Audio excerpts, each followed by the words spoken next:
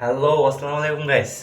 So আসলাম আপনার ফোরম্যানে ফাটাইলে উপরে আপনার 13 ফ্লোরের উপরে ফাটাইলে ফোরম্যানে বলতেছে যে দেখার জন্য যে আপনার একটা দরজা আছে, দরজাটা কোন সাইজের সেটা দেখার জন্য। সো আসলাম দরজাটা দেখার জন্য, কিন্তু বাট দরজা দেখতে এসে দেখি কবুতরের ডিম। দেখেন কত কত সুন্দর লাগে। দেখেন এখানে পোষা পড়ে রয়েছে, হয়তো বাচ্চা ফুটে চলে গেছে বাচ্চা, বা কেউ নিয়ে গেছে। বাট আমার রুমমেট তারা আছে, তারা আপনার মাঝে মাঝে কবুতর বাচ্চা নিয়ে যায় তারা রান্না করে আমার একটু দেয়, আমি খাই।